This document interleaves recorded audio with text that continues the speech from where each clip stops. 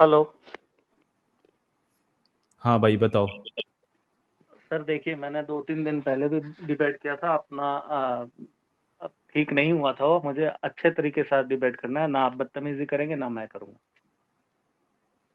अच्छा चलो बताओ भाई, किस किस टॉपिक पे। अब मैं तो लास्ट टाइम बदतमीजी करते ही नहीं हूँ भाई, बदतमीजी तो आप ही लोग करते हैं। बताइए किस टॉपिक पे बात करनी है। करनी उनके साथ थी, पर वो है नहीं अभी।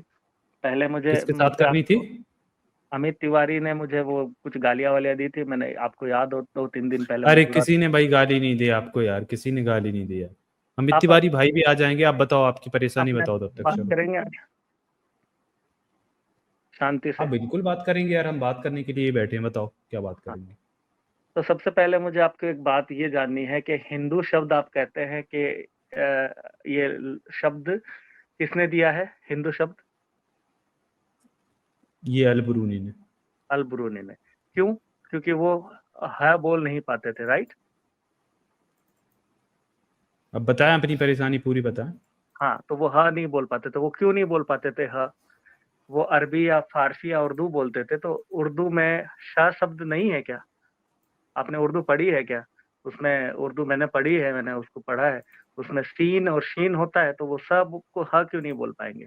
क्यों उन्होंने सिंधु को हिंदू बोला होगा? आप मुझे बताएं जरा। इसका खोल सकते हैं? आप बता सकते हैं मुझे? अरे भाई, ये पढ़ो, आप ये देखो, 1 मिनट। ये देखो, अब क्या लिखा है देखो। 19वीं शताब्दी में हिंदू शब्द का डटकर विरोध हुआ। 1870 ईस्वी में काशी तथा देश के 45 वर्णाश्रमी सनातनी विद्वानों, जो काशी राज के अधीन धर्म सभा के सदस्य थे, उन्होंने टेढ़ी नीम नामक स्थान पर बहुत विचार विमर्श करके अनंतर यह व्यवस्था दी थी कि हिंदू नाम हमारा नहीं है और यवनों मुसलमानों की भाषा का है और अधर्मी का वाचक है। अतः इस नाम को कोई भी वर्णाश्रमी स्वीकार ना करे। ये 1870 की बात है।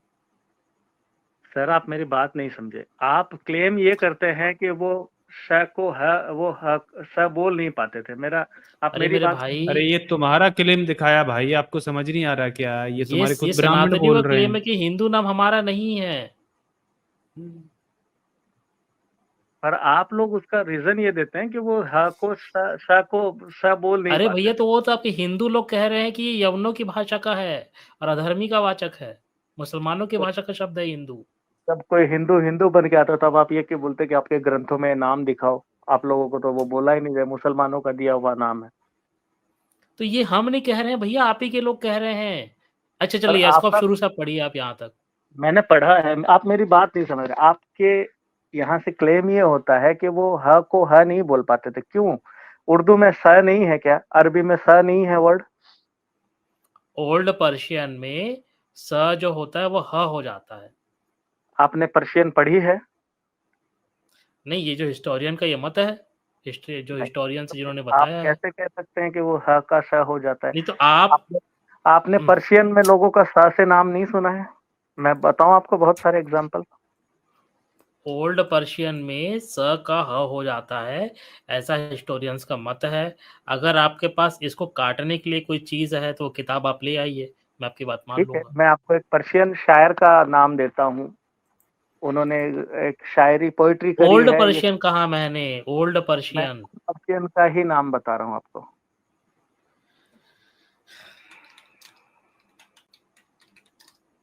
पर ये तो यार तुम्हें अभी दिखाया ना यार, क्लेम तुम्हारे लोगों का। ये हमारा क्लेम नहीं है, आप या ये हिंदुओं का ही क्लेम है। आजाद हिंदू आजाद खुद। भाई, बात आप यार मेरे तुम समझे। अपनी चीज मुंह में क्यों डाल रहे हो यार, मुझे ये समझ में नहीं आ रहा है।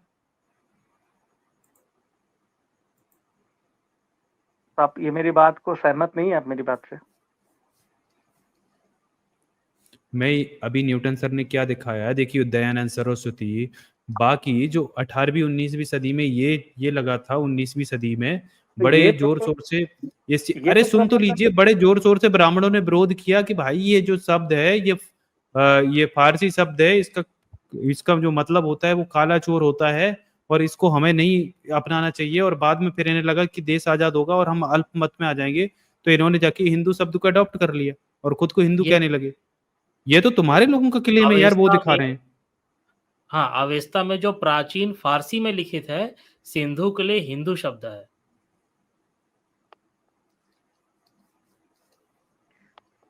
सर देखिए, आप मेरी बात नहीं समझ रहे हैं, मैं आपको शांति से एक बात करना चाह रहा हूँ, आप यार मेरी मैं बात। आपको किताबों से मैं आपको चीजें बता रहा हूँ। देखिए प्राउड हिंदू जी, आपके अपने बायसेस हो सकते हैं, मैं आपको वो दिखा रहा हूँ जो लिखा है। अब आपको अगर मेरी बात काटनी है तो आप अपनी किताब लेकर आए। तो मैं आपको बता रहा हूँ ना, मैं अभी मोबाइल से हूँ इसलिए मैं नहीं बता पा रहा हूँ, लेकिन मैं आपको तब अगली बहुत बार आप आ पुराने जाइएगा, मैंने फारसी तो आपको शायर दिखाया का ना, एक देख लीजिए। फारसी शायर अब का आप ये आपको मैं देखिए, एक दिखा देता हूँ, वो स का यूज कर रहे हैं मैं बहुत शायर को सारे आप छोड़िए, क्या लिखा है देखिए। अवेस्ता में जो प्राचीन फारसी में लिखित है, सिंधु के लिए हिंदू शब्द है। मैं प्राचीन फारसी की बात कर रहा हूँ ना, ओल्ड पर्शियन की बात कर रहा हूँ मैं।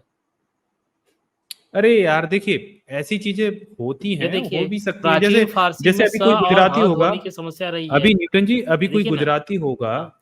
तो गुजरात में मैं गया हूँ, तो गुजरात में देखो सा है ना, वो भी प्रोनाउंस करते हैं, वो ये सा को सा भी बोलते हैं, लेकिन सा को हा भी बोलते हैं बहुत सारी जगह। अगर कोई गुजरात से है तो वो चैट में लिख के बता भी सकता है, क्योंकि कुछ गांव के नाम मैंने देखे जो लिखे तो मतलब अब गुजराती जो अल्फाबेट्स हैं उसमें सा लिखा हुआ है, लेकिन उसको बोलते हैं हा। जैसे मतलब इस तरीके से वो साउंड करते हैं। हाँ, तो मैं गुजरात से हूँ, मुझे पता है। हाँ, तो तुम गुजरात से हो तो चलो यार तुम्हें बताओ। पता है, वो सा को सा भी बोल लेते हैं और हा भी बोलते हैं बहुत सारे जगह गुजरात के ऐसे उसमें। तो यार आप ये झूठ क्यों बोल रहे हो? देखो अब गुजरात में, अब मेरे को इसका, अगर देखो सही मुझे में ये, देखो सुनिए ना प्राउड हिंदू, मैं लिंग्विस्टिक नहीं हूँ, मुझे इसके बारे में इतना पता नहीं है कि इसकी क्या मतलब टेक्निकलिटी रही होगी, लेकिन ऐसा होता है। चलिए अमित सर आ गए, अमित सर इसके बारे में बेहतर बताएंगे हम। हाँ जी, नमस्कार। हाँ, पैनल पर देखने वाले सभी को नमस्कार, जय भीम।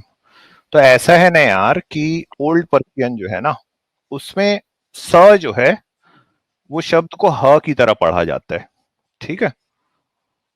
अब एक इंस्क्रिप्शन मैं आपको दिखा रहा हूं नक्शे रुस्तम का। तो ये डेरियस का इंस्क्रिप्शन है, ये है सामने। ठीक है, ये आ गया होगा स्क्रीन पे आपके। तो डेरियस का जो इंस्क्रिप्शन है, अगर आप इसको गौर से देखेंगे तो ये 490 BCE का है, यानी आज से तकरीबन 2500 साल पहले का।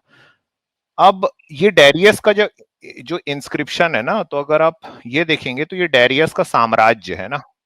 तो इस साम्राज्य में आप गौर कीजिए कि ये सिंधु नदी के पार भी डेरियस का साम्राज्य जाता है। बाद में इसी ओल्ड पर्शियन जो एम्पायर था उसको अलेक्जेंडर ने कॉन्कर किया और वो 326 BCE में भारत पहुंचता है। तो ये आपको इंडस रिवर दिखाई दे रही है ना। तो डेरियस का जो इंस्क्रिप्शन है, इसको नक्शे रुस्तम कहा जाता है। ये आज हमारे पास में मौजूद है और हम इसको पढ़ भी सकते हैं ना। तो डेरियस इसमें अपने साम्राज्य के बारे में बात कर रहा है, जिसमें देखिए ये ओल्ड पर्शियन जो उनका जो रिलीजन था ना, अहूरा माजदा, जिसमें उनका ग्रेट गॉड था, जोरोएस्टर जिसके प्रॉफिट माने जाते हैं, पर्शियन रिलीजन जो अभी भी हमको जो मिलते हैं कई लोग। तो उसमें देखिए डेरियस अपने इंस्क्रिप्शन में आ रहा है, और देखिए ये अपने साम्राज्य के बारे में आ रहा है ना इसका। तो यहाँ पे आता है, अब ये बोल रहे हैं कि कोई शायर है, उसने अपने उसमें ह को ह ही पढ़ा है, इसलिए वो हिंदू नाम आप लोग गलत बोलते हैं। ये लोग पढ़ते नहीं ना एक्चुअली में। लोग अगर पढ़ेंगे कि ये नाम कहाँ से आया और अल बरूनी ने क्यों वो हिंदू शब्द का इस्तेमाल 10वीं शताब्दी में आके किया है, तो वो हमको यहाँ से पता चलता है कि आप देखिए ये इंडिया को, जो आज का इंडिया है, जो कि दरअसल सिंधु नदी के पार जो है, उनको कह रहे हैं हिडूस। ये जो हिंदू शब्द का आज इस्तेमाल होता है ना, वो इसी हिडूस शब्द का अपभ्रंश है। ये हिडूस किनको कह रहा है? ये होम पीने वाले स्काइथियन। ठीक है। अब ये होम क्या है? ये दरअसल सोम है, जिसको ऋग्वेद में सोम कहा गया है। समझे? तो यहां से और ये समझ में आता है कि दरअसल ये इनका जो धर्म है ये बाहर से आया है, और इस तरह से एक आर्यन मतलब जो आर्यन माइग्रेशन है, हमको उसका एक और सबूत मिलता है। आज हमारे पास में उससे बेहतर सबूत है, हालांकि जो जेनेटिक एविडेंस है वो कहीं बेहतर है, लेकिन जिस वक्त में जेनेटिक एविडेंस नहीं था ना, तो हमको उस समय भी ये बात को हमको इसी तरीके से पता चलती थी। तो ये डेरियस का जो इंस्क्रिप्शन है, उसमें ये सिंधु नदी के पार रहने वाले लोगों को हिडूस कह रहा है। और यही काम जब अल बरूनी ने किया ना, तो अल बरूनी जब भारत आता है तो उसने भारत में जितने लोग उसको दिखाई दे रहे हैं वो सबको हिंदू कह रहा है। और इसीलिए दयानंद सरस्वती की जो किताब अभी न्यूटन सर दिखा रहे थे ना, उनको ये पता था, तब तक ये पता चल चुका था दरअसल कि ये कोई धर्म नहीं है, ये दरअसल सिंधु नदी के पार रहने वाले लोगों को, चूंकि स जो है वो ह कहा जाता है इसलिए हिडूस कहा जा रहा है। इसीलिए दयानंद सरस्वती वगैरह जो हैं ये इस शब्द को का विरोध कर रहे थे, क्योंकि उनको मालूम था कि ये शब्द कहां से आया। तो आज जिनको हम हिंदू कहते हैं ना, दरअसल ये कोई धर्म है ही नहीं। भाई इनकी तरफ से एको आ रहा है आजाद। हाँ यार, क्या हो गया, बुड़बड़ाने तो लग गए आज यार ये। आज दरअसल हम जिसको हिंदू धर्म कहते हैं ना, ये दरअसल कोई धर्म ही नहीं है। हिंदू नाम का कोई धर्म नहीं है, वो एक भौगोलिक क्षेत्र के लोगों को, चूंकि वो स जो है वो पुरानी फारसी में आके ह हो जाता है, इसीलिए कहा जा रहा था। ठीक है, तो ये एक प्रकार की पहचान है जिसको इन्होंने बाद में कह दिया हमारा धर्म। और जब तक दयानंद सरस्वती तक ये बात को पहुंचती है ना, इसीलिए वो इसका विरोध कर रहा था कि भाई ये तो कोई धर्म है ही नहीं ना, इसलिए इन्होंने इस शब्द को चुराया सनातन। अब ये सनातन शब्द भी जो है ये सबसे पहले हमको धम्म पद में नजर आता है। इस शब्द का इस्तेमाल बुद्ध ने पहली बार किया है, जब उन्होंने ये कहा कि यही सनातन धम्म है। क्या चीज? कि हिंसा से हिंसा खत्म नहीं होती, करुणा से खत्म होती है। तो इनको ये शब्द जो है जिसको ये पकड़ के बैठ गए कि ये इटर्नल है हमारा रिलीजन, एक्चुअली में इस रिलीजन का कोई नाम ही नहीं था। अगर इसको कोई सही नाम आपको देना है ना, तो वो नाम है ब्राह्मण धर्म। वो इसका असल नाम है, क्योंकि इनकी सारे जो धर्म ग्रंथ है ना, उसमें अगर आप देखोगे तो पूरी बपौती ब्राह्मण ही लेके बैठे हुए हैं। तो ये पढ़ते नहीं है एक्चुअली में ना, ये लोग पढ़ते तो इनको डेरियस का ये नक्शे रुस्तम पता होता। सर ये आप विकिपीडिया दिखा रहे हैं, और ये तो नक्शे नक्शे रुस्तम जो रुस्तम वर्ड है, सुनिए, नक्शे रुस्तम वर्ड है, ये कब आया है? भाई, मेरे प्यारे भाई, इस इंस्क्रिप्शन को नाम दिया गया है नक्शे रुस्तम। नक्शे रुस्तम एक जगह है ईरान में जहां पे डेरियस का हमको इंस्क्रिप्शन मिलता है, इसीलिए उसका नाम है डेरियस नक्शे रुस्तम इंस्क्रिप्शन। जैसे हाथी गुफा का इंस्क्रिप्शन मिलता है, इसलिए उसका हाथी गुफा इंस्क्रिप्शन बोलते हैं। मैं आपको इसका वो जो है पुरानी फारसी में ह को ह या स बोलते हैं, मैं अगली बार आपको दिखाऊंगा। मेरा एक और नहीं, सवाल अगली आपसे, बार नहीं, आप मेरे को पहले वो शायर का दिखाइए जो 2500 साल पहले का होना चाहिए, मगर वो 2500 2500 साल साल तो से पहले पहले तो का नहीं होना होता, चाहिए। 2000 पहले शायरी नहीं होती थी। तो अगली बार आप कहाँ आओगे? आप मतलब आप नहीं आओगे ना अगली बार, क्योंकि आप अगली मैं बार इसको पढ़ोगे ना तो आपको अरे वो पता चलेगा कि इनको जो बात डिबेट तो मैं कह आपसे रहा ही हूँ वो करना था सही भाई। बात है। मैं भाई आऊंगा इनको डिबेट आपसे ही करना था वैसे। हाँ, ये ये नहीं कह रहे आएंगे थे ना मैं आजाद, कहूंगा। वो इस पॉइंट को लेके नहीं नहीं आऊंगा। आएंगे, क्योंकि वो पढ़ चुके रहेंगे तब तक कि मैं आपने जो बात एक्चुअली में कह रहा हूँ वो सही बात मीर है। तकी मीर का नाम सुना है? हाँ, मीर तकी मीर का नाम सुना है? मीर तकी मीर मिर्जा गालिब के समय के थे भाई, आप कहाँ पहुंच गए यार? मैं बता रहा हूँ वो कहाँ के थे। अरे भाई, बहादुर शाह जफर के गुरु थे, उस्ताद थे वो, कहाँ आप मीर तकी मीर पहुंच गए? पर मतलब कितने आप साल क्या? पहले? हाँ, 300 साल पहले की तो बात है ना वो। मैं पुरानी फारसी में 2500 साल पहले का एक इंस्क्रिप्शन आपको दिखा रहा हूं, आप मीर तकी मीर पे पहुंच गए। आपने अमीर खुसरो का नाम सुना है? यार आप कहां, मैं आपको 2500 साल पहले की चीज दिखा रहा हूं। आप विकिपीडिया दिखा रहे हैं, मैं नहीं मानता इनको। तो आप मेरे को अमीर खुसरो का कहां से दिखाएंगे? अच्छा, आप विकिपीडिया में, अच्छा आप इस इंस्क्रिप्शन को नहीं मानते? ये विकिपीडिया है, इसमें तो आर्यन भी लिखा है, आप मानते हैं वो चीज को? तो अगर आपको मैं नक्शे रुस्तम किसी और जगह से दिखा दूं तो? आप आर्यन को मानते हैं? आर्यन 2500 साल पहले इंडिया में आर्यंस थे। 2500 साल पहले हम ये मानते नहीं, मैं जानता हूं, क्योंकि आज हमारे पास में जेनेटिक एविडेंस है। ये आर्यन और कोई नहीं है, ये अरिय नाम की जगह है नॉर्दर्न ईरान में। उसी अरिय से अपभ्रंश होके ईरान शब्द बनता है, और उसी अरिय से आगे चल के आर्यन शब्द बना है भाई। मैं मानता नहीं हूं, मैं जानता हूं, हमारे पास में जेनेटिक एविडेंस है। आपको मैं जो सेल मैगजीन में छपी वो दिखा दूं? अच्छा, दूसरी बात है, आप तो पटरी बदल दिए। आपने कहा कि मुझे दिखा दो कहाँ है, मैंने दिखा दिया आपको। नहीं, देखिए आपका क्लेम ये होता है कि ह और श नहीं बोला जाता था अरबी और नहीं बोला फारसी। जाता। मैं कह अगर रहा आपने हूँ कि इतिहास को पढ़ा आपने होता ना। आपकी है क्या सर? देखिए मैंने उर्दू पढ़ी है। आप उर्दू अली नहीं भाई, जो उर्दू अली उर्दू 400 अरबी साल पुरानी भाषा है। मैं 2500 अरबी साल अरबी पहले पुरानी अरबी फारसी की बात कर रहा हूँ। अरबी जो है वो फारसी से निकली है। मैं ओल्ड पर्शियन आपको, आप अच्छा एक बात बताओ, आपको ये मतलब ये अंतर पता है ना कि ओल्ड पर्शियन अलग है और जो आज पर्शियन या जिससे भी अरबी निकली वो अलग है, ये मालूम है ना आपको? हाँ, वो मैं समझता हूँ।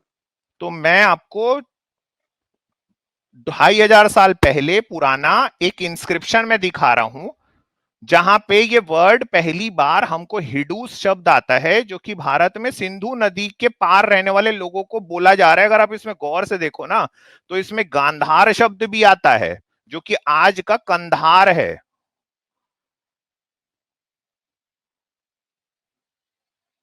आप कहां पहुंच गए यार, मतलब आप मीर तक ही मीर। तो ये थोड़ा पढ़ना चाहिए यार, मतलब मेरे से डिबेट करो, मैं मना नहीं करता, करना चाहिए, लेकिन पढ़ के करना चाहिए, नहीं तो फिर ना बड़ी बेइज्जती होती है 1000 लोगों के सामने में। मैं एक और बात आपसे करूंगा। आप नहीं, अपना पहले आप ये बताइए, आपका ये क्लेम सही है कि गलत है? मैं लेके आऊंगा सर अगली बार, अमित भाई मैं लेके कहाँ से आऊंगा। लाओगे? कहाँ से लाओगे?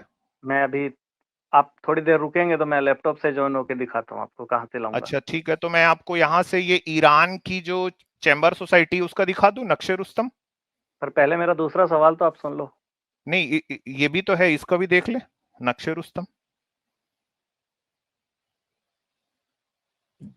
कहाँ से लाओगे? ये देखो, इसमें एक वर्ड भी है, अरीय।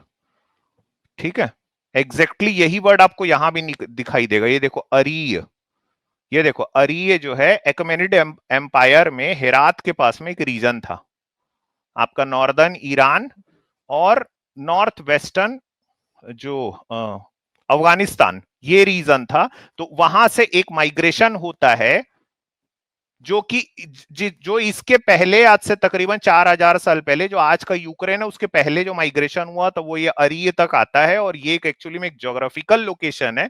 और उसी अरीय से ये शब्द निकलता है ईरान, और उसी अरीय से शब्द निकलता है आर्यन। तो एक सवाल मुझे आप बताइए, अल ब्रूनी कौन से देश से आया था? अरब से। अरब अरब में कहाँ से? अब वो यार आप कहाँ चले गए उसमें? जी हाँ, मैं आपको बता रहा हूँ ना। तो अरब से आया था। तो अरब की सारी कंट्री उस वक्त मुस्लिम थी। तो तो मुस्लिम लोगों में स शब्द नहीं था उस वक्त जब वो आया था तब। आप कह रहे हैं मैं आपको एक शब्द जो चला आ रहा था उसके बारे में बात कर, आजाद यार कैसे, मतलब मैं अल बरूनी के उतर्क करवा दो 1500 भाई। साल पहले की बात कर रहा हूं। पर आपने आप समझ कहा रहे हो? है।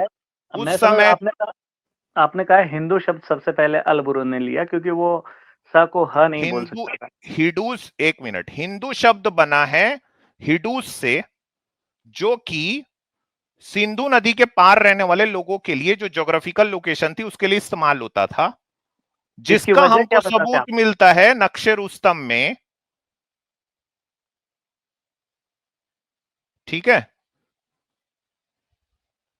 ये आपको अमित पता नहीं था एक्चुअली में, अमित आपको लगा भैया कि मैं आप अल इसका बरूनी के बारे क्या में जाके वहां बताते हैं? पूछूंगा आप ये कह और मैं रहे हैं। मीर तकी मीर की बात करूंगा तो ये जवाब नहीं नहीं, दे जमीर पाएंगे। तकीमीर की बात चलो वो ठीक है, वो 300 साल पहले हो गए, उनकी बात छोड़ो। मैंने कहा अल बुरूनी, आपने कहा अरब से आया था, तो अरब के लोग ह को श बोल नहीं सकते थे अल बुरूनी के वक्त। तो उस आप वक्त नहीं वो समझे मेरी बात को, मेरे आप प्यारे नहीं भाई, आप समझे मेरी मेरी बात। बात को, मेरे भैया आप मेरी बात नहीं समझ रहे हैं। आप जो क्लेम कर रहे हैं वो गलत है। आप ना, अच्छा यार आपकी पढ़ाई कहाँ तक हुई है? मैंने मास्टर किया है भैया। किस चीज में? मैंने फाइन आर्ट में, परफॉर्मिंग आर्ट में मास्टर किया है। तो आपने कभी ये नहीं सुना कि जो पुरानी फारसी है और ये शब्द दरअसल हिडूस शब्द जो है वो सिंधु के लिए इस्तेमाल होता था, ये कभी नहीं सुना आपने? मैंने पढ़ा है ये, ऐसा तो नहीं ये है, मैं शब्द, इग्नोर। तो ये शब्द वहां से चला आ रहा था, समझो आप मेरी बात को। फिर से मैं आपको एकदम जैसे बच्चों को बताते हैं ना वैसे बता रहा हूं, सुनो। आज से 2500 साल पहले हमें एक इंस्क्रिप्शन मिलता है नक्शे रुस्तम ईरान नाम की जगह है, वहां से राजा डेरियस का, उस जिसमें वो अपने साम्राज्य के बारे में कह रहा है, और वहां पे ये कह रहा है कि ये हिडूस जो है, जिसको जो कि दरअसल स को ह को स की तरह पढ़ा जाता था, इसलिए वो इस पूरे एरिया को हिडूस कह रहा है। अब ये शब्द जो है ये चलते चलते चला आया, यहीं पे जाके जो वैदिक आर्यन लोग हैं ना, सो कॉल्ड वैदिक आर्यन लोग हैं, यहीं पे जाके इनके बीच में एक बहुत बड़ा आपको डिफरेंस नजर आता है। ये वैदिक संस्कृत जो है, जो ओल्ड संस्कृत जिसको कही जाती है, जिसमें ऋग्वेद लिखा गया है, उसमें वो सोम लिखते हैं, और जो पुरानी फारसी है उसमें वो होम लिखते हैं। ये एक और हमको एग्जाम्पल मिलता है कि स को हा की जैसे पढ़ा जाता था। ये शब्द चलते चलते जब चला आया ना, तो वहां आते जो अल बरूनी के आते तक, मतलब 1500 साल तक, वो हिडूस जो है वो हिंदू हो गया। ठीक है, और ऐसा कई शब्दों के साथ में होता है, जैसे आप और मैं हिंदी में कहते हैं राम, लेकिन जब उसको अंग्रेज पढ़ता है तो वो राम नहीं पढ़ता, वो रामा पढ़ता है। तो शब्दों के अपभ्रंश जो हैं ये चलते चले जाते हैं, और अगर कोई अंग्रेज यहां पे आएगा तो वो राम नहीं कहेगा, वो रामा कहेगा, वो कृष्णा कहेगा, वो बुद्धा कहेगा। हम कहते हैं बुद्ध, कृष्ण, राम, हम अ की मात्रा जो है मां के आगे या मतलब वो नहीं लगाते। कृष्णा में अ की मात्रा नाम के बाद नहीं लगाते, अंग्रेज लगाते हैं। तो ये शब्दों के अपभ्रंश जो चलते चले जाते हैं। तो 1500 साल के बाद यानी 10वीं शताब्दी में जब जब तक अल बरूनी आया, तब तक वो हिडूस जो है वो हिंदू में कन्वर्ट हो गया। तो वो यही मान के चलते थे कि ये जो इंडस रिवर है, ये जो हिडूस रिवर है, इसके पार रहने वाले जो लोग हैं वो हिंदू हैं। ये किसी धर्म की बात नहीं थी, ये ज्योग्राफिकल लोकेशन की बात थी। और जब ये बात दयानंद सरस्वती को तक आते हुए पता चली कि भाई वो तो नक्शे रुस्तम एक मिला है, जहां पे हमारे धर्म की पोल खुल गई, हमारे धर्म का कोई नाम ही नहीं है यार, तब तो उसने विरोध में ये आर्य समाजियों ने किताबें लिखी हैं। ठीक है, ठीक है, इसके बारे में अपने मैं वापस आऊंगा। तब दूसरा मुझे आपको आप एक सवाल पूछते हैं कि हनुमान ने सूरज कैसे खाया। आप डाइफन स्पेयर समझते हैं? हाँ समझता हूँ ना। तो डाइसन स्फीयर क्या होता है भाई? आप तीन जो अपने जो हाइपोथेटिकल साइंटिस्ट जो आजकल बोलते हैं कि तीन डाइसन स्फीयर एक हाइपोथेटिकल मेगा स्ट्रक्चर है, मालूम है ना आपको? हाँ मुझे पता है। तो आप डाइफन स्पेयर समझते हैं? हाँ हाँ समझता हूँ मैं। हाँ, तो तीन जो हमारे थ्री टाइप ऑफ गैलेक्सी में तीन टाइप की वो जो उनके देखो फाइन इमेजिनेशन। आर्ट्स वाले जो हैं ये साइंस बताएंगे अब मेरे को। भैया हमने बताइए। साइंस देखी है। हाँ बताइए। डाइफन स्पेयर जो है वो क्या है? वो डाइफन नहीं, डाइसन, डाइसन, डाइफन नहीं, डाइसन, डाइफन स्पेयर। डाइसन। हाँ भाई वही। ट के आगे ड लगा दो, इसे माइक टाइसन नहीं, डाइसन। सर मुंह में पानी था मेरे, बोलिए। हाँ ये अच्छा, ये किसने दिया था डाइसन स्फीयर को? मुझे उसका साइंटिस्ट का नाम ये नहीं याद है। फ्रीमैन डाइसन, बोलिए मेरे पीछे में, Freeman Freeman Dyson. Okay, Dyson. तो वो क्या क्या है है सर, उसको आप जरा एक्सप्लेन करेंगे? डाइसन स्फीयर जो है एक हाइपोथेटिकल लेकिन थ्योरेटिकली पॉसिबल एक मेगा स्ट्रक्चर है, जो कि किसी सितारे के इर्द गिर्द बनाया जाता है ताकि उसकी जो एनर्जी है ना उसका इस्तेमाल किया जा सके, ताकि हमारी जो टेक्नोलॉजिकल एडवांसमेंट है वो आगे बढ़ सके। ये है तो डाइसन स्फीयर। उसकी तीन टाइप की जनरेशन है ना, बताई है ना उन्होंने, कि एक जो क्या है? पूरे सन की एनर्जी अपने यूज करती है, दूसरा जो सोलर सिस्टम की, एंड थर्ड जो पूरी गैलेक्सी की। चलो राइट। ठीक है, लेकिन इससे हनुमान जी के सूर्य खाने का क्या लेना देना? तो ये साइंटिफिक लोग अभी सोच रहे हैं ना कि ऐसा पॉसिबल है, तो क्या पता उस वक्त ऐसा कुछ हुआ हो। अच्छा मगर आप ये एक मिनट सुनो, यहां पे जाके ना, अब देखो मैं आपके लिए नहीं, मेरे को फुल स्पून फीडिंग करनी पड़ेगी भाई। डाइसन स्फीयर जो है ना थ्योरेटिकली पॉसिबल है, ठीक है। एक फिजिसिस्ट, अब मैं आपको सुनो, अब मैं आपको एक अच्छी बात बता रहा हूं, आपके काम आएगी ना, कहीं कोट मेरा नाम लिए बिना आप अपने कोट कर सकते हो अपने दोस्तों के बीच में ना, आपको आपको बड़ा वो लोग सोचेंगे कितना कितना अकलमंद आदमी, लेकिन ये मैं आपको बता रहा हूं ना। फिजिसिस्ट और इंजीनियर के बीच में जो सबसे बड़ी जंग है ना, एक बौद्धिक जो युद्ध चलता है ना, इंटेलेक्चुअल जो एक बैटल है, वो ये है कि फिजिसिस्ट बोलता है कि भाई ये थ्योरेटिकली पॉसिबल है, समझे, वर्म होल बनाना थ्योरेटिकली पॉसिबल है, डाइसन स्फीयर बनाना थ्योरेटिकली पॉसिबल है। इंजीनियर बोलता है भाई बनाऊं कैसे यार, बनाऊं कैसे, ठीक है। तो डाइसन स्फीयर ना थ्योरी से पॉसिबल चीज है, लेकिन सूरज का हनुमान जी को खा, मतलब सूरज हनुमान जी खा गए, ये थ्योरेटिकली पॉसिबल भी नहीं है। आपने शायद जल्दी जल्दी में गूगल किया कि मैं कुछ ऐसी चीज बताऊं मैं खाने कि की जहां बात पे ही ये नहीं कर फंस रहा हूँ, जाए मैंने जाके। कहा डाइफन स्फीयर जो है उसको क्या ठीक पता है, उसको डाइसन apply स्फीयर कैसे- का एक उद्देश्य है कि जिससे किसी स्टार की एनर्जी को हार्नेस किया जाए ताकि टेक्नोलॉजिकल एडवांसमेंट हो, ठीक है। एक हाइपोथेसिस जो होती है ना, उसका एक उद्देश्य भी होता है। अब आप मेरे को ये बताइए, हनुमान जी सूरज खाए, इसका क्या उद्देश्य? इसका उद्देश्य नहीं है ये, तो आम बिना लोगों किसी ने बात के, तो सोचा जैसे होगा। डाइसन स्फीयर है वैसे हनुमान जी सूरज खा लिया, आप बोल रहे हो? तो जब आपने कहा क्या? थियरी में पॉसिबल है, तो हमारे ग्रंथों में भी हमने थियरी में ये तो चीज लिखी, आप चलो उसको ठीक है, तो हनुमान जी का सूरज खाना कैसे थ्योरी में पॉसिबल है? उन्होंने खाया नहीं था, उसकी एनर्जी को चलो वो अपने कूदे अंदर भी ऑब्जर्व थे कर लिया। खाने के लिए, कूदे भी थे वहां, गए उन्होंने भी थे अपनी खाने। उसकी एनर्जी को अपने अंदर ऑब्जर्व कर लिया। चलिए आ जाइए, ऐसे आ जाइए। हनुमान जी ने सन की एनर्जी को अपने अंदर हाँ, एब्जॉर्ब कर खाने लिया, की, बिल्कुल खाने की जरूरत क्या है। डाइसन सन स्फीयर की में कोई एनर्जी को। उसको सन को गायब थोड़ी कर देते हैं, वो पूरी एनर्जी उसमें अपने आप में ले ले, तो उन्होंने ले लिया था उसकी एनर्जी को अंदर। अच्छा, फिर कहाँ गई वो एनर्जी? तो एनर्जी की क्योंकि यूनिवर्स का नियम है ना ना, कि एनर्जी आपने जो एब्जॉर्ब करी है ना, हाँ उसको किसी दूसरे रूप में निकाल दी होगी। हाँ, कहाँ के किस रूप में? उन्होंने वापस सन में ही निकाल दी होगी, रिलीज कर दी होगी उसको नहीं, कैसे? मुंह से ही। और जरूरी थोड़ी है खाने के लिए नहीं, एनर्जी को। थर्मोडायनेमिक्स का जो, नहीं, थर्मोडायनेमिक्स का जो तीसरा लॉ है ना कि आप जो एनर्जी को एब्जॉर्ब किए हो ना, वही एनर्जी एग्जैक्टली उसी फॉर्म में वापस नहीं जा सकती, इस यानी कि आइडियल मशीन पॉसिबल नहीं है। आप समझे, मतलब आपने अगर 1 लीटर पेट्रोल डाला तो वो पूरा 1 लीटर पेट्रोल जो है वो इंजन को चलाने में काम नहीं आएगा, उसमें से कुछ ना कुछ जो है वो वेस्टेज हो जाएगा, वियर एंड टीयर होती है मशीन की, इसीलिए।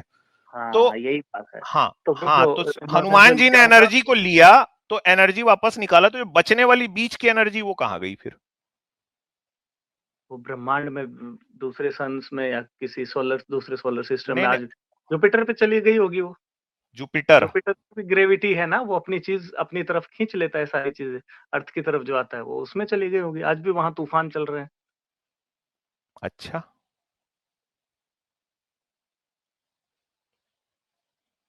आपको पता है मेरे से 7th 8th क्लास के बच्चे भी आके बात किए हैं साइंस पे, उन्होंने मेरे से क्वेश्चन पूछे। उनके जो क्वेश्चन है ना, कहीं आपसे इंटेलेक्चुअली सुपीरियर रहते हैं, पता है आपको? आप क्या बात कर रहे हो यार, आप बोल रहे हो हनुमान जी एनर्जी खा लिए और जुपिटर में निकाल दिए। जुपिटर एनर्जी खींचता है?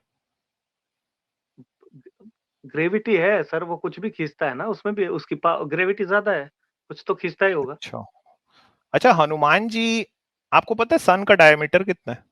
पता है ना, आप ही से कितना? बहुत बार देखा है। कुछ आप कितना? बताते 15 लाख किलोमीटर कितना है। तो हनुमान जी का मुंह बड़ा था ना उससे, मतलब। सर जी देखिए, बड़ा छोटे होने की बात नहीं है। तो हम अगर अगर हम हाइपोथेटिकल डायफोस्फीयर बनाते भी हैं, तो वो कैसे बनाएंगे, कैसे, किसी उन्होंने कोई यंत्र यूज किया होगा ना, समझ लीजिए आप। वो तो हाइपोथेटिकल है ना, हनुमान जी तो सही में खा लिया, आप बोल रहे हो। ऐसा कहीं भी नहीं है ना कि उन्होंने सही में, वो भी हमारी इमेजिनेशन है, हमारे कवियों की, हमारे उनकी इमेजिनेशन है वो। चलो, डाइसन स्फीयर के पीछे एक साइंस काम करती है ना, वो ऐसे ही थोड़ी ना, आपको लगता है कि साइंटिस्ट लोग सुबह उठे बोल दिए डाइसन स्फीयर, फ्रीमन डाइसन उठा सुबेरे, टट्टी करते करते सोचा कि एक डाइसन स्फीयर निकाल देता, भाई उसके पीछे में एक हाइपोथेसिस जो होती है ना, उसके पीछे में एक कंप्लीट थ्योरी सर, होती है। बिग बैंग भी थियरी थी ना।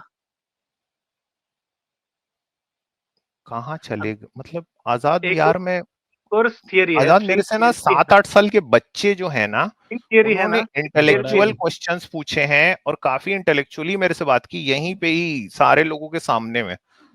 आजकल इनका बौद्धिक पतन बहुत बुरी तरीके से हो चुका है यार। भैया आप अपने आप को ज्ञानी समझ रहे हैं, थियरी भी है ना, नहीं वो झूठ बोल सकते यार ज्ञानी तो आप ही हो ना। आप ये कह रहे हो कि हनुमान जी ने सूरज की एनर्जी को एब्जॉर्ब कर लिया, आप ये कह रहे हो। हनुमान जी को सूरज को खाने के लिए सूरज से बड़ा होना पड़ेगा। रिलेटिविटी के नियम ये कहते हैं कि तब जो है, अगर ऐसा हुआ मान लीजिए, तो सूर्य से अगर बड़े हुए हनुमान जी ना, तो सूर्य दरअसल पहला काम ये करेगा कि स्पेस टाइम के फैब्रिक में हनुमान जी का जो मास है ना वो इतना बड़ा हो जाएगा, वो कर्वेचर इतना बड़ा हो जाएगा उनके हैं। अरे सर एक मास बात की वजह बताइए, से। सुन लो आप भाई, मेरी आप प्यार से मेरी बात सुनिए। सुन लीजिए, आपको काम आएगा, दोस्तों के बीच में ना काम आएगा बताने के लिए। तो हनुमान जी का मास इतना ज्यादा बड़ा हो जाएगा कि हनुमान जी के इर्द गिर्द सूर्य रिवॉल्व करने लग जाएगा। अब यार देखो, सोलर सिस्टम जो है ना, ये कोई आप लोगों के ग्रंथों के जैसा नहीं कि जो मन आए वो लिख दिए, है ना। तो वो पहले एनर्जी एब्जॉर्ब किए, फिर छोटा हो गए, फिर इंद्र वज्र मारा, फिर धरती पे गिर गए। यार ये कंप्लीट, ये सब अंट संट काम करेंगे ना तो कंप्लीट सोलर सिस्टम कोलैप्स कर जाएगा ना। यानी जितने प्लैनेट्स हैं ना सब एक दूसरे से बाहर छिटक जाएंगे। हाँ, आवारा हो जाएंगे जितने प्लैनेट्स हैं, ये गैलेक्सी में घूमते रहेंगे। ऐसे आप कई ये प्लैनेट्स बताइए हैं कि सन जिनके से कितनी दूर जिनके अगर स्टार्स हम जो है वो रहेंगे तो फट जल गए के हैं ना। भस्म हो जाएंगे? हाँ, सन से कितनी दूर हम रहेंगे तो जल के भस्म हो जाएंगे? यार अब ये तो आपके मतलब आपको पता है ना, पार्कर आपके सोलर ऊपर है ना। प्रोब 18 लाख किलोमीटर दूर तक गया था सन के पास। हाँ तो छोटी सी हनुमान वो मशीन थी क्या ना। सन की एनर्जी खाने गया है वो? नहीं, खाने नहीं गया था, पर वो जला तो नहीं ना। अच्छा, क्यों नहीं जला होगा अच्छा, वो, क्या लगता है आपको? क्यों नहीं जला होगा? आप ही बताइए, उसके सामने आप क्या क्या बताओ था ना उसके भाई। सामने, आप बताइए उसके ना, सामने उसके में सामने हीट क्या। पैनल्स लगे हुए हैं ना। हाँ, हीट पैनल्स लगे हैं ना, जो उसकी एनर्जी को वापस लेकिन यहाँ तो हनुमान सरफेस। जी पूरा गटक लिए ना। तो देखिए ना, आप सोचिए तो सही। क्या? हाँ, सोचिए तो सही। सोचवाइए मेरे को भाई। आप ही सोचिए ना इस बात को, क्या क्या? कि सूरज से 18 लाख किलोमीटर जब एक मशीन जा सकती है, हाँ तो हनुमान जी क्यों नहीं खा सकते? तो हनुमान जी उसके पास नहीं गए होंगे? नहीं नहीं, हनुमान जी ने तो पास, चीजें। चलो हाँ ठीक है, बताइए। पास चले गए। हम्म। सोलर पार्कर प्रोब कितना छुटका सा है, हनुमान जी उसको खा गए, मतलब मुंह 15 लाख किलोमीटर से बड़ा होगा ना। ये कह रहा हूं मैं। सर जी, मैं आपको कह रहा हूँ उसको खाने की जरूरत नहीं। हो सकता है उन्होंने इतना बड़ा कवर कर दिया हो कि अर्थ के लिए 8 मिनट तक तो अर्थ पे किसी को पता ही नहीं चलेगा कि सन गायब हो गया है। अच्छा, अच्छा जब अच्छा वो अच्छा, इतना बड़ा ठीक है, मास 8 मिनट लेके पता पास नहीं गए। चला। चलो हाँ, ठीक है, 8 मिनट पता नहीं चला, 9वें मिनट क्या होगा? तो उन्होंने खाया नहीं, उन्होंने उसको कवर कर दिया होगा अरे इतनी तो देर के लिए। चलो, अगर 1 सेकंड के लिए भी आपने सूरज को निकाल दिया हम्म। तो कंप्लीट कोलैप्स हो जाएगा। ये आपको क्या लग रहा है, मतलब आपको मजाक लग रहा है कि जैसे मान लो सूरज को सब्सट्रैक्ट कर दो आप इससे, for a fraction of second कर दो, तो कोलैप्स कर जाएगा पूरा सोलर सिस्टम। एक तो तरह सर, का ना कॉस्मिक बैलेंस है यहाँ पे। ये ऐसा नहीं है कि मतलब उसको निकाल दो फिर डाल दो। मैं ऐसा नहीं कह रहा हूँ कि उन्होंने खाया। मैंने कहा कि उनकी उसकी एनर्जी ले रहे थे वो अपने अंदर, वो उसकी ऊर्जा ले रहे थे अंदर, उसकी सारी वो खाया नहीं था, उसकी सारा एनर्जी अंदर ले लिया होगा ना, ये पॉसिबल है। फिर उसको बाहर, और हो सकता है उस वक्त उसका टेम्परेचर ज्यादा हाई हो, तो बाद में जब उन्होंने रिलीज किया तो वो अब जाके कम हुआ। 5 करोड़ साल के बाद तो वैसे भी सन खत्म हो जाएगा उसका सारा। तो ये सब भी कर मतलब मतलब बात आजाद ऐसी यार। है कि आप किसी चीज में ऐसे एक तरफा नहीं बोल सकते हो। आप हमेशा एक क्या तरफा बोल, क्या क्या ये आप एक तरफा बोलते हो ना हर बार, क्या बोलता हूं मैं? कि ऐसा हो नहीं सकता ऐसा। तो जब साइंस कह रही है, साइंस का आप मानते हैं कि ये पॉसिबल। अच्छा, ये पॉसिबल है। दूसरी एक बात मैं आपको बता देता हूँ, कि अगर वो हम्म। अरब से आए हैं, जो छोड़ो आप, भाई अरब वरब, ये देखो यार, ये दिख रहा होगा आपको एक सोलर सिस्टम। आपको पता है ये एक पूरे कंप्लीट कॉस्मिक बैलेंस है इसके बीच में ना। ये आपको अर्थ दिख रहा है? हम्म, चलो और थोड़ा मैं इसको कॉम्पैक्ट कर देता हूँ।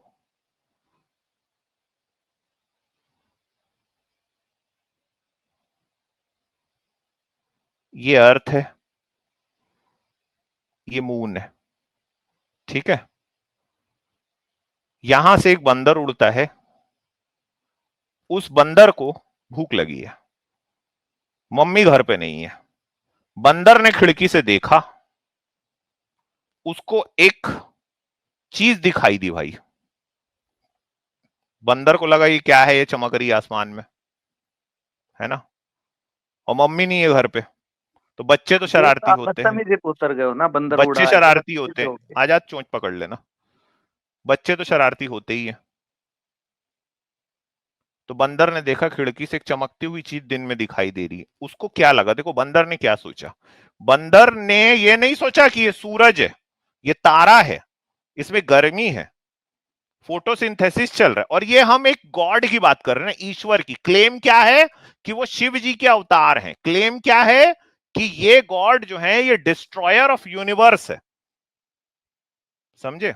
इस बच्चे बंदर को ये समझ में नहीं आया, लेकिन ये गॉड है, ये उड़ा, अब ये उड़ रहा है, देखो दोस्तों सामने में आपको सन दिखाई दे रहा है ना, सोचो ये उड़ रहा है, अब इनके हिसाब से ये सन कोई सन नहीं, स्टार नहीं है, इनके हिसाब से ये एक बंदा है जो 7 घोड़े पे बैठ के इधर से उधर घूम रहा है। तो जब सुबह निकलता है तो वो रोशनी फैलाता हुआ सूर्य देव जो है, शाम को जब अस्त होता है तो ये 7 घोड़े में घूम रहा है, ठीक है। अब दोपहर का वक्त, बंदर आ रहा है उसकी तरफ, और सूरज देवता अपने रथ से देख रहे हैं, ये क्या चीज है भाई, घोड़ा लोग से पूछ रहे हैं ये क्या है भाई, ये क्या चीज क्या आ रही है अर्थ से हमारे तरफ, घोड़ा लोग को भी समझ में नहीं आ रहा है। वो गौर से उसने देखा, ओ भाई एक बंदर आ रहा है ये मेरी तरफ, मतलब सूरज देवता की तरफ से सोचो यार, हाँ वो स्टार है, उसका surface average surface temperature 5500 degree Celsius जल रहा है, वो बंदर आते देख रहे हो, ओ भाई ये क्या चीज है, वो कॉल किया डायरेक्ट इंद्र भगवान को, ओ भाई एक बंदर आ रहा है मेरी तरफ, यहां से निकल के अर्थ से। वो इंद्र देवता भी पहुंचे अपने हाथी पे बैठ के ना, ये गॉड है, वो किंग ऑफ गॉड है ना, वो देवों के देव हैं, मतलब वो देवों के राजा हैं इंद्र, स्वर्ग उनकी निगरानी में है, और वो अपने एरावत हाथी पे बैठ के आ रहा है ना, ये सब यहां हो रहा है ना, ये सब यहां पे हो रहा है, ये जितना आपको खाली स्पेस दिख रहा है, वो एरावत पे बैठ के आया भाई, क्या बात है भाई, अरे बोले एक बंदर आ रहा है मेरी तरफ उड़ता हुआ, तो वो देख रहा रे भाई ये क्या चीज है यार, तो फिर पता चल रहा है इंद्र देवता को, अरे यार ये तो हनुमान है, ये पवन का बेटा है, ये बच्चा बिगड़ गया है, मादा लाडला बिगड़ गया, मारा उसको जोर से वज्र, अब ये गॉड है ना, एक गॉड ने दूसरे को ठोक दिया है, वो वज्र मारा, वो बच्चा वापस से इसी अर्थ पे धन्न से गिर गया, तय करके गिर गए और बेहोश हो गए। अब जब पता चला किसको, पवन देवता को, ए भाई मेरा बच्चा पिट गया, नाराज हो गए यार, बच्चे की पिटाई कर दी इंद्रदेव, ये पहुंचे, क्या बात है भाई, तो बताए, बोले वो तो खाने आ रहा था यार, पूछ लो सूरज देवता से, ये तो खाने पहुंच रहा था बच्चा, हाँ। तो कहानी ये बोलती है कि पवन देवता जो बहना रुक गए भाई, पवन रुक गई पूरे अर्थ पे, हाँ। और ये इस पे मैं डाइसन स्फेयर के जैसे साइंटिफिक मीनिंग निकालू, मेरे से मेरे कजन का बेटा है, वो 7 साल का 8 साल का होगा यार, वो ब्लैक होल जानता है, वो ग्रेविटी के बारे में बता रहा है, वो टाइम डायलेशन जानता है, छोटे छोटे बच्चे, और ये कह रहे हैं कि ये थ्योरेटिकली पॉसिबल है, इनको मजाक मस्ती लग रही है, कि इनको लग रहा है कि सूरज को उठाओ फिर डाल दो, फिर उठाओ डाल, फ्रैक्शन ऑफ सेकंड अगर आपने किया ना, आपने एक्चुअली में इस पूरे बैलेंस को ही खत्म कर दिया, पूरा सोलर सिस्टम कोलैप्स। ये है भाई कहानी यार आजाद। हाँ भाई, चोंच जब खोलूं इसकी? हाँ इनकी चोंच को खोल दो, और इनसे ये अलबरूनी का नाम लिए थे ना, अलबरूनी किसके साथ आया था आजाद? हाँ इनसे ही पूछते हैं ना, महमूद गजनबी। हाँ भाई। हाँ भाई, सर ये तस्वीरें अलबरून। आपने ली हो टेस्ट में जाके सारी, है ना? अच्छा ये भी गलत है। अच्छा ये अल बरूनी किसके साथ आया था भाई? मोहम्मद गजनवी। तो यार ये कहाँ थे ये जब गजनी ठोक रहा था सोमनाथ के मंदिर को? कहाँ थे ये बंदर जी? सूरज खाने गए थे जो। तो तब तो गन भी नहीं बनी थी साइंस में, कहाँ थे नहीं मतलब? तो अरे हनुमान जी कर क्या रहे थे? हिंदुओं के ऊपर इतना बड़ा आक्रमण हो गया, ये नहीं सोचे? सूर्य को अरे पर खिला उस दिए वक्त तो को। हिंदू थे ही नहीं, आप तो कह रहे पहली बार नाम तब आया था हिंदू का, तब अरे दिमाग आपके आपके हिसाब से हनुमान जी तो थे ना? पर आपके हिसाब से तो उस वक्त हिंदू ही नहीं थे चलो ना, आप कह रहे चलो चलो ठीक है, सोमनाथ का मंदिर था था तो आप क्लेम करते बुद्धिस्ट का था, वो हिंदुओं का लेना अरे देना भाई क्या? सोमनाथ का मंदिर था जिसके शिवलिंग को तोड़ा। अरे पर आप कहते वो तो ये बुद्धिस्ट का था था। सर यार, आपको नहीं मतलब आप सच में आपका ना बहुत भैया लो आप आईक्यू क्लेम लेवल है करते हैं ना भाई। सोमनाथ का मंदिर बुद्धिस्ट था, सब बुद्धिस्ट थे यहाँ, तो वहाँ क्या हिंदू तो आए। क्या तो उन्होंने हिंदू, सोमनाथ के शिव मंदिर को गजनवी ने तोड़ा था कि नहीं तोड़ा था? हाँ तोड़ा था। तो उस समय हनुमान जी क्या कर रहे थे? उस वक्त हनुमान जी तो वेट कर रहे थे ना, लंका किस में चीज सोए का? हुए थे। किस चीज का? कि जब अल बरूनी आएगा वो सबको हिंदू बोल देगा, तब जाके मैं इनको वो करूंगा, बचाऊंगा, तब चलो तक ठीक है, तो बोल के चला गया, उसके बाद क्या करे हनुमान जी? जब उसके बाद काशी तो विश्वनाथ का मंदिर औरंगजेब ने तोड़ा तो हनुमान जी क्या करे?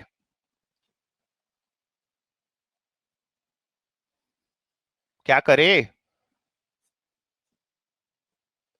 क्या कह रहे हैं आप? सॉरी आवाज कट गई थी आपकी, क्या क्या आपने? और हाँ वो कट जाती है आवाज बीच में। औरंगजेब ने काशी विश्वनाथ मंदिर तोड़ा तो हनुमान जी क्या करे?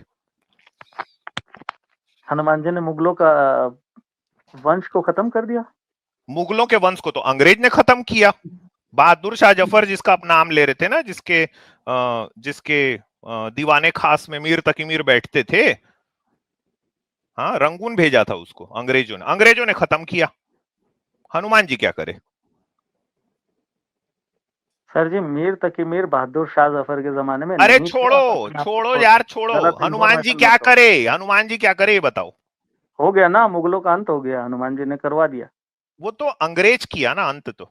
वो हनुमान जी नहीं भेजे थे उनको। अब पूछिए अंग्रेजों आप को आगे। हनुमान जी ने भेजा था। हाँ मतलब मतलब जो रॉबर्ट क्लाइव था वो ये हनुमान जी का भेजा हुआ आदमी था। हाँ, वो उन्होंने उसका अंत करवाया हनुमान जी ने, मुगलों का, उनके थ्रू। अच्छा हनुमान जी ने मुगलों के थ्रू अंत करा। चलो भाई आपके ना मेरे ख्याल से बैटरी खत्म हो गई ना आपकी दिमाग की। अरे जाइए पर आप परफॉर्मिंग आर्ट कीजिए, निकलिए, कुछ आपको आता वाता नहीं है, आप बहुत ही मूर्ख बुद्धि इंसान है भाई। पढ़ाई लिखाई करो, मेरे से डिबेट करो यार, मगर कुछ पढ़ के करो, ऐसे नहीं होता है ना। जाइए।